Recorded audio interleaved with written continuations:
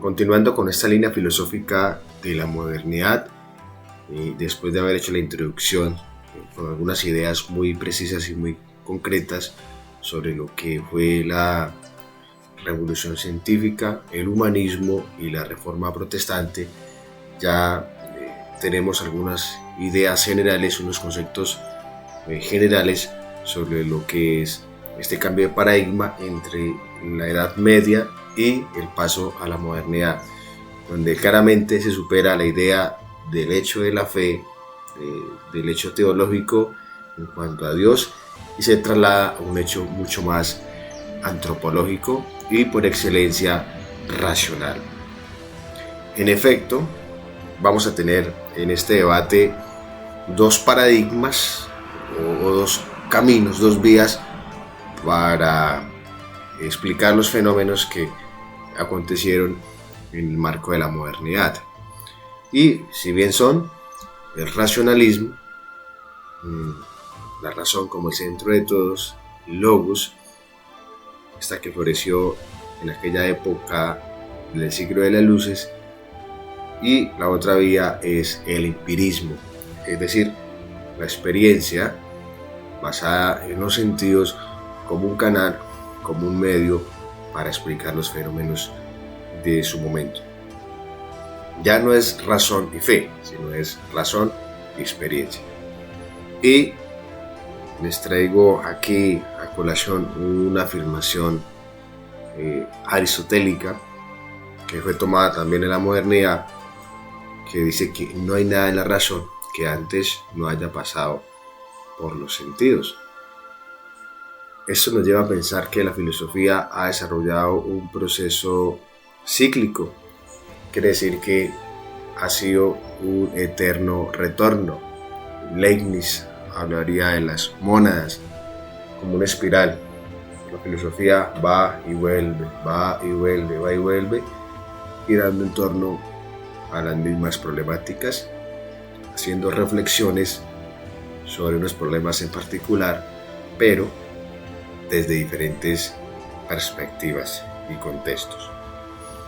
Aquí les voy a dejar en esa presentación dos esquemas como para que contextualicemos de una manera mucho más amplia el concepto de racionalismo y el concepto de empirismo. Esa presentación les queda también en su aula virtual. Observemos entonces. El racionalismo propiamente inició con Guillermo de Ockham al finalizar la Edad Media, aquel periodo que se entiende como de decadencia. Quiere decir que Guillermo de Ockham, siendo un filósofo en el contexto medieval, ya empieza a sentar las bases o a dar las primeras ideas sobre lo que iba a ser la modernidad. Como que dice, Guillermo de Ockham, filósofo medieval, pensó en la modernidad desde el contexto medieval, en cuanto que los problemas que en su momento circulaban los contextualizó más desde la vía de la razón que por el acto de fe o la escolástica, que era lo que se desarrollaba en su momento. De modo que preparó, allanó el camino en vía a la razón. Más adelante, Descartes, con el método, el discurso del método y con el res cogita ergo sum, con la duda metódica, con lo que le dio pie y origen al método científico, pues va a ser el punto de partida, va a ser la piedra angular definitiva y definitoria en la cual la razón efectivamente va a ser el centro de toda la explicación de todos los fenómenos que se desarrollaban en la modernidad, donde ya se supera el acto de fe. Y es por ello que la razón es la que intenta y empieza a tener protagonismo en cada una de las explicaciones de los problemas que estaban aconteciendo, y además porque iban a empezar a responder a las necesidades que en su momento tenía la sociedad y el hombre. Si bien conocemos en historia que la Edad Media fue un periodo en el que se estancó la sociedad, entre comillas, esta no permitió que se avanzara porque todo se desarrollaba por el acto de fe. Y tenemos claro que no todo se soluciona en la sociedad, no todas las necesidades se satisfacen por el acto de fe. Es menester echarle mano, hacer uso de la razón. Muy bien, muy profético, muy sabio, San Agustín en el contexto medieval decía que no basta con la fe para explicar o para darle sentido a la vida, es urgente hacer uso de la razón, pero tampoco es, indispensable la razón para explicarlo o darle sentido a la vida, como pasa en la modernidad. Agustín de Hipona dice que entre las dos se estrechan, se complementan y con ellas se explican y se le da sentido al mundo. Y de ahí sale su afirmación que es necesario entender para creer y creer para entender. De modo que aquí todo va a girar en torno a la luz máxima, que en este caso va a ser el logos, la razón. Esa expresión de racionalismo entonces es la que va a definir una actitud en la cual todos los seres humanos se van a encaminar y por ende se van a desarrollar todos los avances y todos los procesos, tanto científicos que conocemos, tanto filosóficos, que la filosofía viene a emerger y a surgir de una manera trascendental, tanto a lo artístico, tanto lo cultural, lo educativo, porque nace también las escuelas por aquel contexto. Entonces, basado en la razón, se crea una serie de escuelas filosóficas, una serie de corrientes, una serie de movimientos culturales y literarios, incluso artísticos, hasta el mismo hecho religioso. En el caso de la Iglesia Católica convocan el concilio de Trento, si no me falla la memoria, donde le da respuesta a la reforma protestante de Martín Lutero, y a partir de allí la Iglesia empieza a tomar una actitud de modernidad. Quiere decir que empieza a superar esas ideas antiguas, esas ideas clásicas, medievales, determinadas por el contexto griego, por supuesto, y empieza a tomar una postura mucho más actuales. Y el concilio, este concilio, es el que le da la respuesta de manera particular a la división de Martín Lutero, pero más que eso, es un concilio promovido para que la Iglesia se modernice.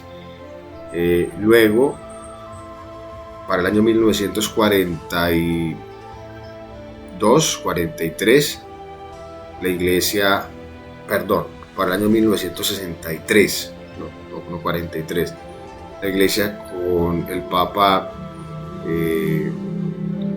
Pablo VI, y antes de él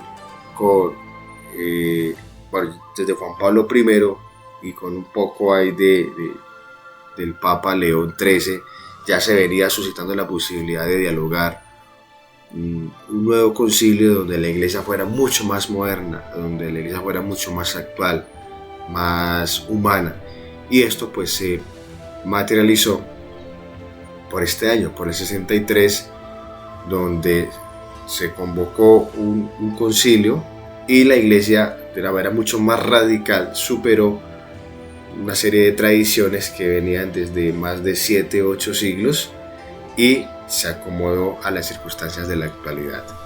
¿Listo? Entonces, el Papa Pablo VI, que pocos años después vino a Colombia, él fue el que materializó y pensó de una manera mucho más moderna. Entonces, el racionalismo como corriente filosófica, como movimiento literario, como movimiento artístico, también determinó no solo los factores científicos y educativos, sino también el hecho religioso y, en este caso, el acontecer del catolicismo. Algunas características importantes que resaltar. La primera es que la razón se constituye como el punto de partida para explicar los fenómenos de la sociedad y es en la única vía en la que se va a depositar la confianza humana para entender y darle sentido al mundo. En efecto, se constituye esta como la manera exclusiva y casi que indispensable para que el hombre pueda llegar a conocer lo que es la verdad. Dicho en otras palabras, el conocimiento. El hombre en la Edad Media se sentía un poco aturdido, se sentía un poco muerto, ahogado, porque no lo dejaban ir más allá de lo dogmático, es decir, de creer. Y ya con la razón, con esa luz que se le abre, con esa nueva ilustración que le dan de la visión cósmica, pues va a tener un panorama mucho más amplio y mucho más ambicioso, porque ya tiene la libertad de pensar, de interpretar, de componer, de escribir, de acuerdo a su libre albedrío. Esta se opone y no se opone a la fe. Desde algunas corrientes sí se opone a la fe, eso hay que dejarlo claro. En el caso de Guillermo Federico Nietzsche, en el caso de Marx, en el caso de Gabriel Marcel, de Juan Jacobo Rousseau, pero en otras corrientes no se opone a la fe. Muestra algunas posturas críticas porque desafortunadamente la Iglesia en su momento actuó con unos intereses particulares y con unos intereses mucho más políticos que religiosos, y por eso había una oposición muy drástica, como la de Karl Marx, como la de Engels, como la de Lenin. Bueno, de modo que claro que sí hay una oposición radical a la fe, pero yo creo que desde otros ángulos no. Tampoco se oponía a los sentidos, es decir, como un camino también para encontrar la razón, a la imaginación, es decir, a los procesos mentales como son la fantasía, la reflexión, la especulación, a la pasión, ya que estos, pues, como bien lo enunciaba Descartes o desde la antigüedad Platón, nos pueden engañar. Quiere decir que lo que nos da lo empírico, los sentidos, no es realmente, no es objetivamente lo que estamos o lo que queremos contemplar, lo que queremos entender. Y la teoría del mito de la caverna nos explica perfectamente esto. Descartes hablaría de que los sentidos nos ponen a nosotros como en una especie de sueño, como una especie de vigilia, que lo que aparentemente estamos contemplando, lo que tenemos ahí en nuestra mente y creemos que lo estamos viviendo como en un sueño, una pesadilla, no lo es simplemente un proceso y un producto de la imaginación. Entonces a esto viene esta característica que, ojo, que los sentidos nos engañan. Si tiene usted claro y recuerda el mito de la teoría de la caverna de Platón, perfectamente va a entender esta idea. Según el racionalismo, las ideas, el conocimiento, la episteme no provienen a través de los sentidos. Aquí no viene a tener aprobación aquella afirmación que no hay nada de la razón que antes no haya pasado por los sentidos. Desde la concepción racionalista, las ideas ya están en la mente de manera innata. ¿Qué quiere decir eso? Que el hombre, desde el momento de su nacimiento, desde que se gesta en el vientre, desde aquel esperma que se une con este óvulo, y desde ahí nace el concepto de hombre, no cuando da a luz. A partir de ahí ya hay una articulación, hay un ensamble genético donde ya en su raciocinio se le imprentan los conceptos, los paradigmas, las ideas, las categorías. Según los racionalistas, el hombre ya nace sabiendo, solo que lo que le implican en su proceso de desarrollo y crecimiento es que haga un proceso como de memoria, como de recordar, un proceso introspectivo, un proceso de ensimismamiento, de volver así y de recordar lo que ya hay. Y no depende el conocimiento ni se adquiere exclusivamente por vía de la experiencia, como si nos lo plantea la otra teoría.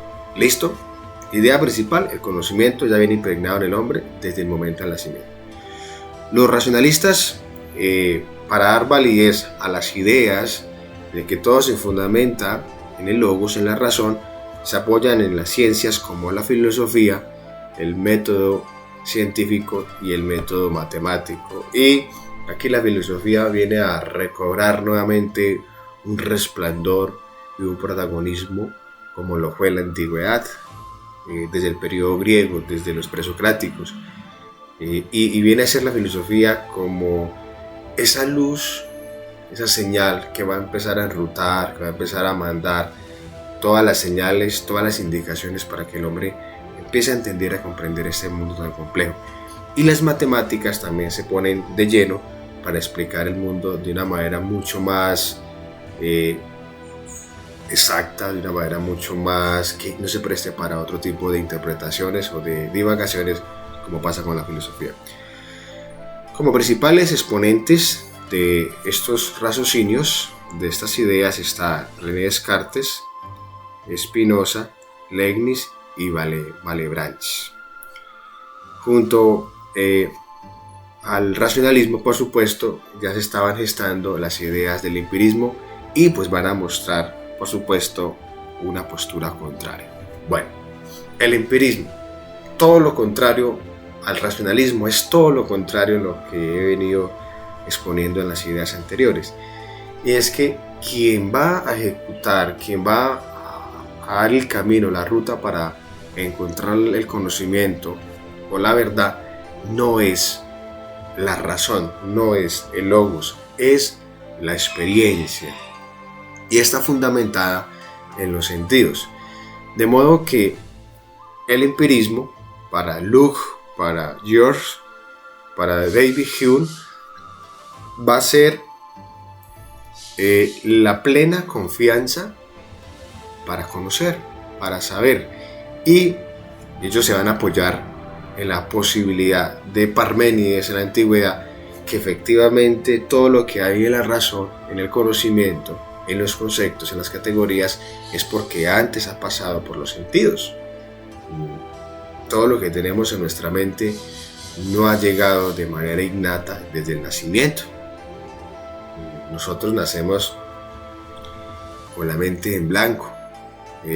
Nuestra mente nace como una tabula rasa, como está esta pared blanca, pero en la medida en que nacemos, en que crecemos, en que nos vamos desarrollando en cada uno de los procesos evolutivos desde nuestra niñez, infancia, preadolescencia, adolescencia, adolescencia adulta, luego viene la adultez, en todos los procesos hasta que el hombre florece y luego decae, es decir, muere, ha sido un proceso de aprendizaje.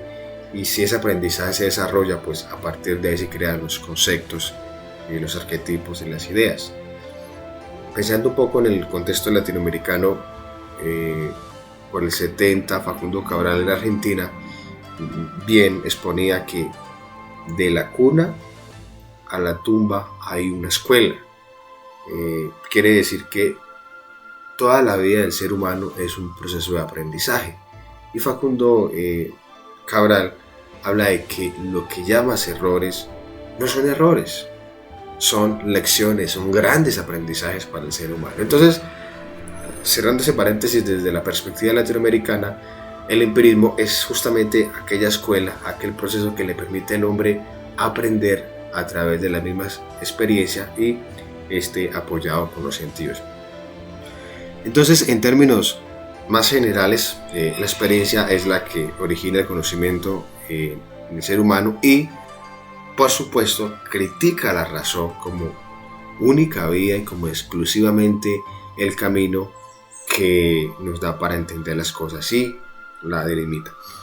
Sus máximos representantes, Luke, repito, George, David Hume, entre otros, y en otro espacio, bueno, les voy a dejar a estos autores, igual que los racionalistas, para que profundicemos en alguno de ellos. Esta postura entonces ha sido no solamente expuesta para la modernidad, sino que en otros contextos como la antigüedad, por eso les hablo mucho de Parménides, ya se estaban sentando algunas bases para entender que el empirismo era un camino para llegar al conocimiento. Entonces, desde la antigüedad ya se hablaba desde Aristóteles, desde Epicuro, desde Santo Tomás, desde Guillermo de Ockham en el contexto medieval y desde Bacon en el Renacimiento. Características del empirismo. La experiencia es exclusivamente el único camino, el único paso para tener el conocimiento. Ya les hablaba del ejemplo de Facundo Cabral. Y esto implica que se desarrollen procesos de metafísica y de ontología, en tanto que el hombre vaya más allá de lo que está viviendo, vaya más allá de lo que está experimentando, que vaya más allá de sus fenómenos, es decir, que sea un poco más trascendental, que sea un poco más metafenoménico, que trascienda en los fenómenos. Los empiristas rotundamente van a negar y no van a suscitar la posibilidad de que el conocimiento se genere de manera innata, es decir, desde el nacimiento, como lo sostienen los racionalistas. Para los empiristas, la mente, desde el nacimiento o desde que el hombre da luz, viene vacía, es un objeto vacío, y que éste se va llenando a través de los procesos de aprendizaje. En cada una de las etapas, desde que el niño empieza sus primeros pasos, aprender a escuchar, aprender a hablar, aprender a caminar, aprender a escribir, la escuela es la herramienta fundamental para que desarrolle cada uno de esos procesos. Entonces, nace como una tabula rasa, con la mente en blanco. En la medida en que éste nace, en que éste crece, florece y muere, pues se le impregnan las ideas. Y la razón, pues allí está limitada en ese proceso, porque la que viene a permear exclusivamente va a ser la experiencia. Entonces, el método por excelencia del empirismo es el inductivo, y en el método racionalista es el deductivo. Son los dos caminos para hallar el conocimiento. Las hipótesis no pueden ser corroboradas, no pueden ser contrastadas a través de la experiencia, como sí pasa con el método racionalista. Desde esta posibilidad se plantea que el conocimiento se adquiere a través de la observación, a través de la experimentación, y no exclusivamente a través del acercamiento a textos, a conceptos, a corrientes, a escuelas, a teorías, que para adquirir conocimiento basta que usted vaya, busque un libro o entre a una página y lea un artículo. No, desde el empirismo el conocimiento se da a través también de la observación, a través de la vivencia diaria, a través de la contemplación del mundo que lo rodea y la interacción con él. Y se van formando ideas, arquetipos, y no exclusivamente tiene que ser asistiendo a una facultad a tomar una serie de lecturas y de libros. Cierro entonces esta presentación con la misma afirmación con la que empecé. No hay nada en la razón que antes no haya pasado por los sentidos. Los invito a que observen este esquema y el otro. Van a estar publicados en Classroom para que profundicen y amplíen un poco más su conocimiento. Muchas gracias.